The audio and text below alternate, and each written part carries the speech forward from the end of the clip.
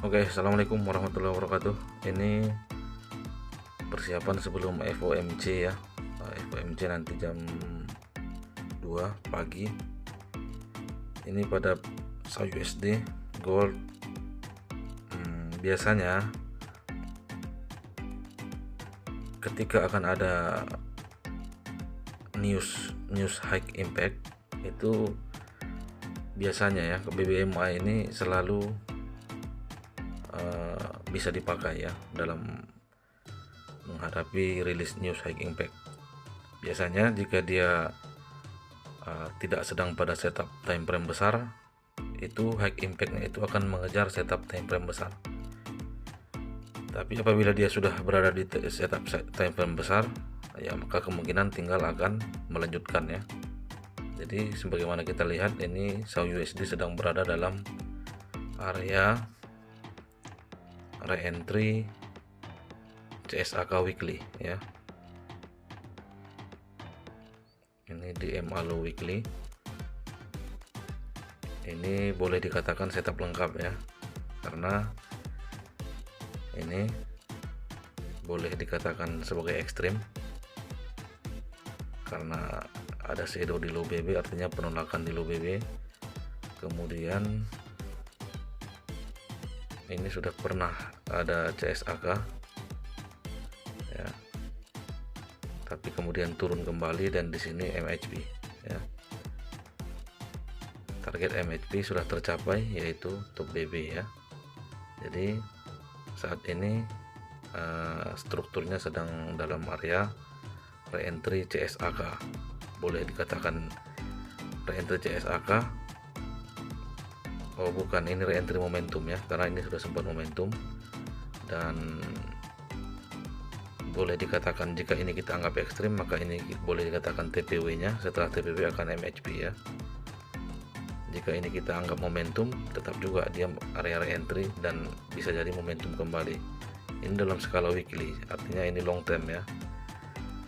Oke, kita coba lihat, kita baca setiap time frame-nya di bawah weekly. Di weekly sudah clear, saat ini sedang area re-entry momentum ya. Kemudian di daily,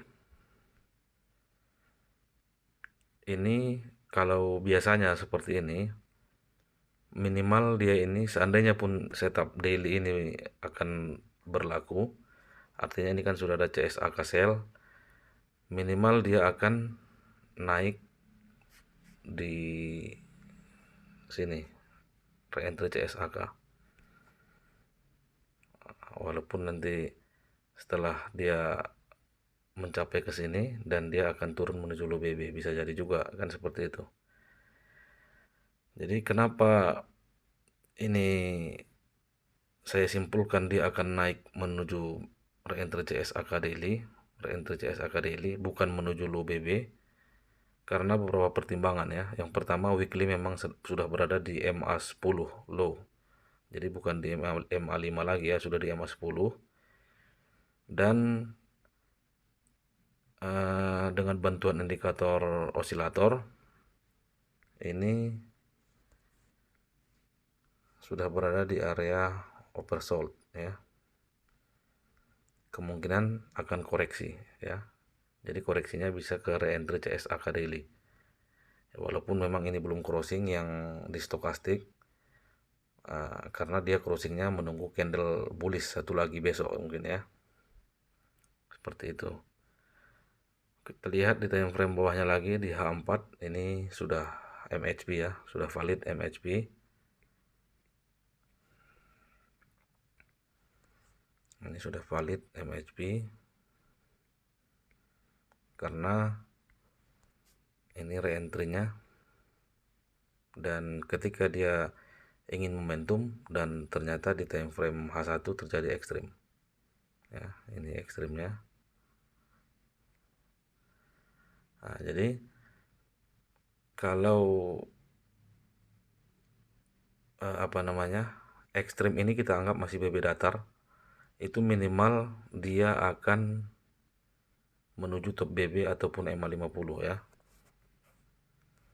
ke area sini, bertepatan dengan area re-entry sell pada time frame di atasnya. Tadi itu H1 ya, ini H1 ya, jadi target H1 ekstrim di low BB ini BB datar itu minimal ini area reentry H4. Oh bukan, ini tadi H1 ya,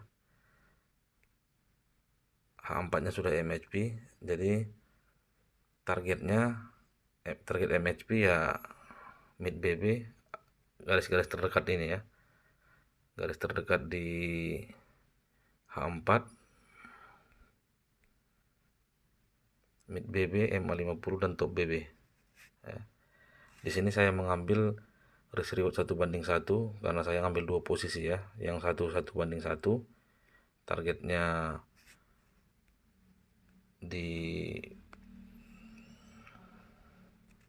top BBH1 dan MA50. Nah, yang kedua targetnya di reentry CSAK daily ya, ini risk reward 1:2, ini risknya 200 pip, targetnya 400 pip. Yang pertama 100 pip SL dan 100 pip TP.